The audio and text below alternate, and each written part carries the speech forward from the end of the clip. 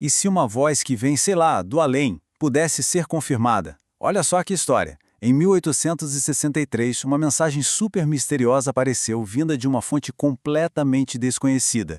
Era um relato de muito sofrimento que levantava umas questões bem sérias sobre o que acontece depois da morte. E tudo começou com umas palavras que chegaram assim, de repente. Imagina só ouvir essas palavras surgindo do nada. Elas já dão o tom, sabe? Um tom de mistério, de dor. É o começo de uma busca por redenção que parece vir de um lugar muito, mas muito distante. Pois é, essa comunicação aconteceu de forma totalmente espontânea, no dia 9 de agosto de 1863. O médium que recebeu a mensagem não tinha a menor ideia de quem estava falando. Não foi algo procurado, foi uma interrupção, uma chegada bem abrupta.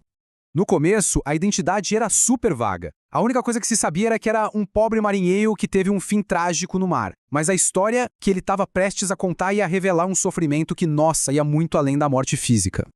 Bom, e aqui que a gente chega no centro da história.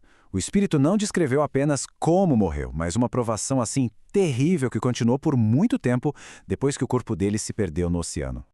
A natureza desse tormento era diferente. Não era um pós-vida como muita gente imagina. Era um estado de confusão total, com o espírito dele preso ao próprio corpo em decomposição, à deriva no mar. Uma experiência que ele mesmo chamou de terrível. Dá para imaginar?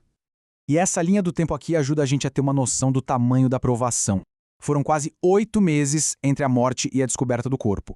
8 meses em que, segundo o relato, o espírito dele ficou vagando junto com os próprios restos mortais. É muito tempo. Então, a comunicação tinha um objetivo bem claro, sabe? O espírito não estava só contando a história por contar. Ele estava fazendo um apelo, um pedido de ajuda urgente. Ele dizia que as orações dos vivos tinham o poder de libertá-lo daquele sofrimento todo. Bom, diante de um relato tão fora do comum, a reação mais natural é o ceticismo, né? E é aqui que a narrativa muda. A gente sai um pouco da história em si para entrar na necessidade que era inevitável de verificar tudo isso. Essa era a grande questão. Sem o nome, sem nenhuma prova, era só uma história inacreditável, né? Como se poderia confirmar os detalhes de uma voz que dizia vir do além? Complicado.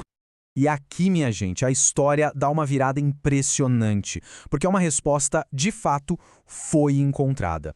E ela veio de um lugar totalmente público e, olha, bem inesperado. A prova não veio de outra mensagem espiritual, nem nada do tipo. Veio de tinta e papel.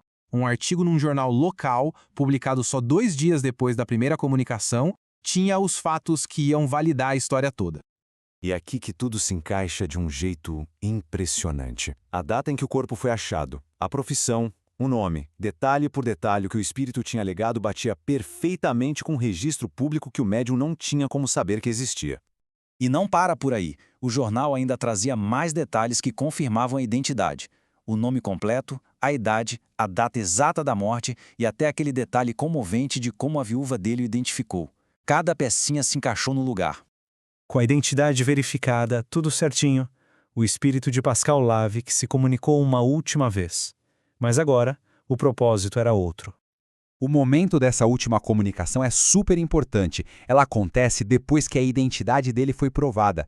Ele não estava mais pedindo para acreditarem nele. Agora, ele estava oferecendo um ensinamento.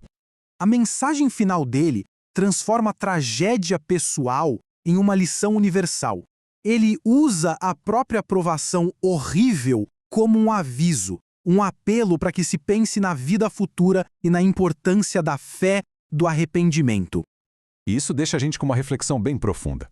Se a gente aceita os fatos desse caso como foram apresentados, onde uma comunicação do além foi confirmada por evidências aqui da Terra, a pergunta que fica é: qual é o verdadeiro significado de uma história como a de Pascal Lavic? O que a gente aprende com isso?